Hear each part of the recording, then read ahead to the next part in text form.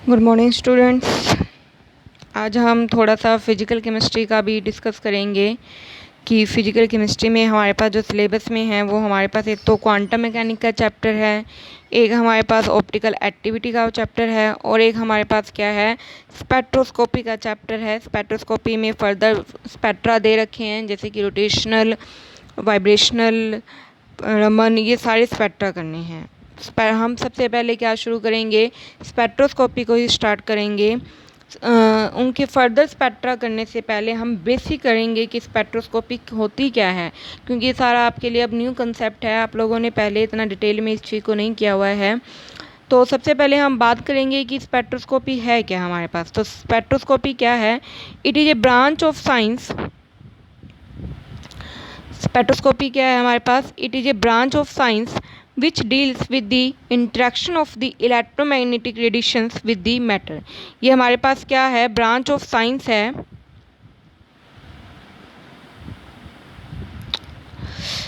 ठीक है, ये क्या है हमारे पास, ब्रांच ऑफ साइंस है जो क्या करती है, डील करती है किस किस की इंट्रैक्शन होती है इसमें इलेक्ट्रोमैग्नेटिक रेडिएशंस की, किसके साथ होती है, मैटर के साथ होती है। अब मैटर तो वो है जो क्या करे, स्पेस को ऑक्यूपाई करे, जिसका अपना एक वॉल्यूम हो, वो क्या होते हैं, मैटर होते हैं। बट इलेक्ट्रोमैग्नेटिक रेडिएशंस क्या है, क्योंकि जो डीलिंग हो रही है वो दोनों के बीच हो रही है, मैटर और इलेक्ट्रोमैग्नेटिक रेडिएशंस के बीच में।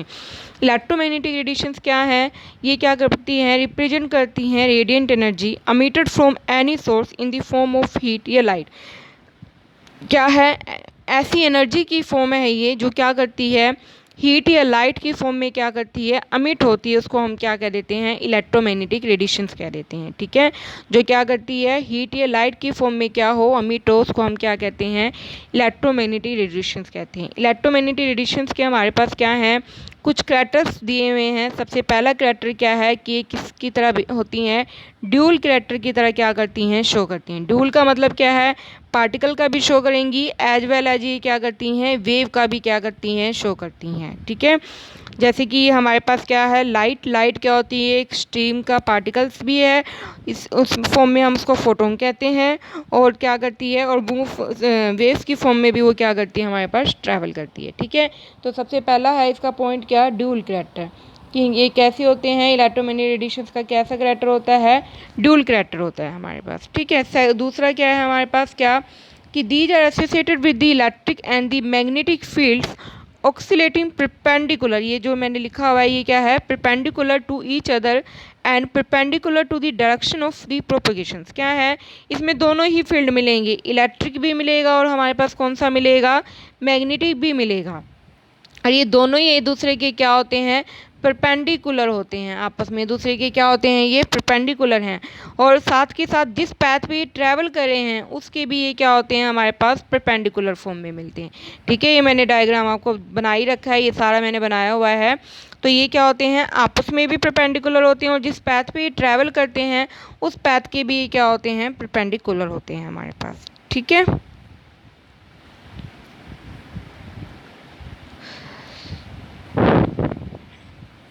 थर्ड है हमारे पास क्या, कि ये क्या करते हैं, ट्रैवल करते हैं with the velocity of light. क्या करते हैं, ये वेलोसिटी ऑफ लाइट से ये क्या करते हैं, हमारे पास ट्रैवल करते हैं। 3 × 10⁸ मीटर पर सेकेंड है, ये आपको पता ही है।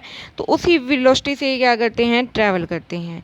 इसके बाद क्या है कि फोर्थ थिंग का क्या है कि वेवलेंथ होती है इनकी, अपनी फ्रिक्वेंसी होती है। वेवलेंथ को आपको पता ही है, लैम्बडा से हम रिप्रेजेंट करते हैं फ्रिक्वेंसी को, ये म्यू यहाँ पे फ्रिक्वेंसी, और क्या होती है, c/λ। सी यहाँ पे वेलोसिटी ऑफ लाइट को क्या कर रहा है, रिप्रेजेंट कर रहा है।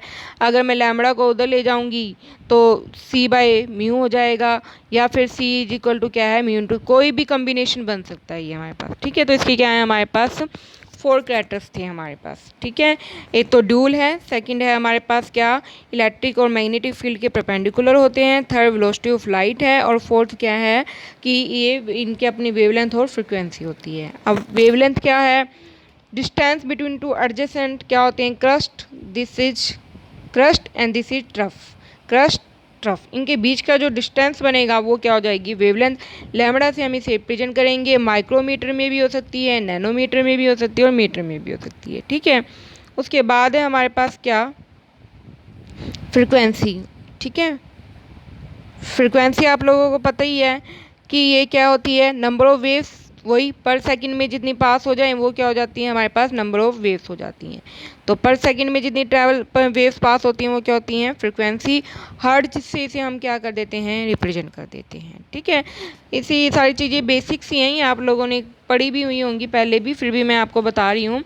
उसके बाद क्या है वेव नंबर। ठीक है, उसके बाद हमारे पास क्या होता है वेव नंबर आता है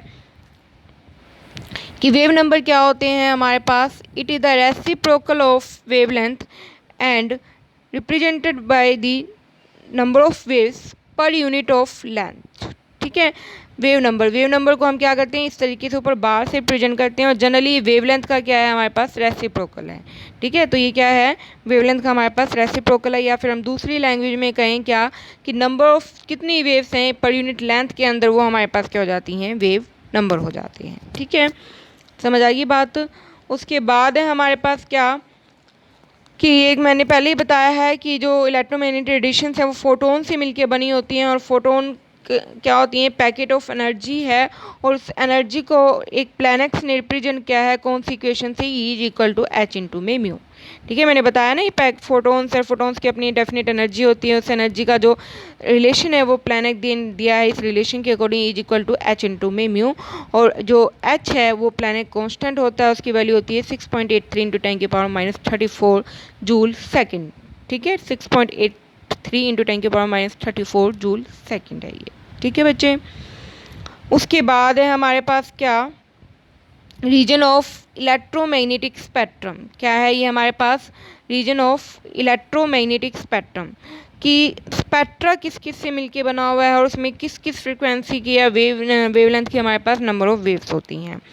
हम सभी को पता ही है कि सभी जो वेव्स हैं उनकी जो स्पीड है वो तो क्या रहती है बच्चे सेम रहती है, बट उनकी फ्रीक्वेंसी और वेवलेंथ में वो एक दूसरे से क्या करते हैं डिफर करते हैं।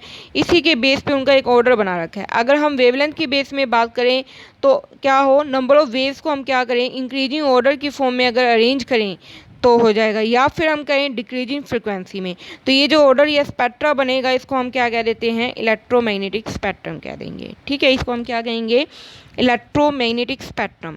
स्पेक्ट्रा क्या है या तो वेवलेंथ की फॉर्म में बात करेंगे तो वो इंक्रीज होगी, फ्रिक्वेंसी की फॉर्म में बात करेंगे तो वो हमारे पास क्या होगी डिक्रीज होगी। ठीक है बच्चे, समझ आएगी बात। तो ये जो बनेगा इस बेस पे जो भी स्पेक्ट्रा बनेगा नंबर ऑफ वेव्स का उसे हम क्या कह देंगे इलेक्ट्रोमैग्नेटिक क्या कह देंगे स्पेक्ट्रम कह देंगे हमारे पास।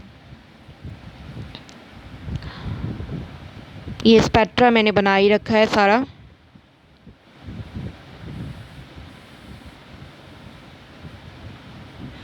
ये सारा स्पेक्ट्रा बता रखा है मैंने।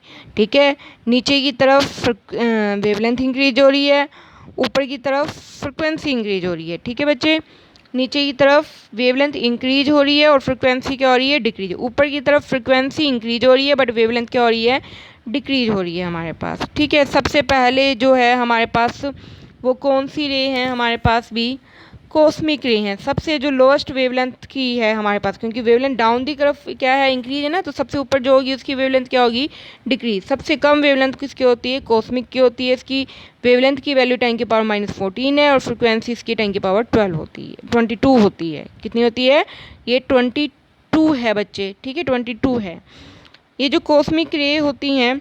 इसके बाद है गामा, गामा के लिए वैल्यू 10 की पावर माइनस 12 और फ्रिक्वेंसी 10 की पावर 20, यानी धीरे धीरे फ्रिक्वेंसी क्या हो रही है डिक्रीज और वेवलेंथ क्या हो रही है इंक्रीज। ठीक है, कॉस्मिक रे और गामा रे दोनों ही मिलके क्या कहते हैं एक मोजर बार स्पेक्ट्रा देते हैं। कौन सा स्पेक्ट्रा देते हैं ये मोजबोर स्पेक्ट्रा देते हैं। ठीक है, कि किसकी मोजबोर स्पेक्ट्रा क्या होता है ये रीअरेंजमेंट होता है किसका न्यूक्लियर स्पिन का। ठीक है, किसका होता है ये न्यूक्लियर की पेयरिटी का क्या है रीअरेंजमेंट होता है हमारे पास, यानी ये न्यूक्लियस से डील करता है।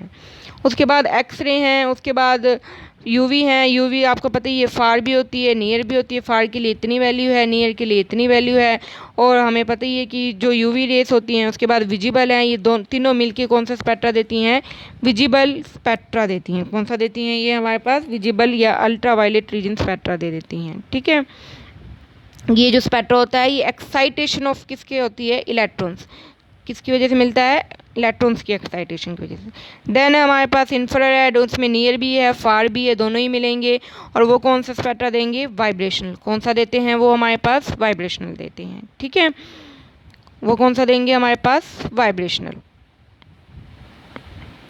उसके बाद है हमारे पास क्या, माइक्रोवेव स्पेक्ट्रा देता है। ये किसका रिलेटेड होता है हमारे पास, रोटेशनल से, इलेक्ट्रॉन्स की रोटेशनल से रिलेटेड होता है।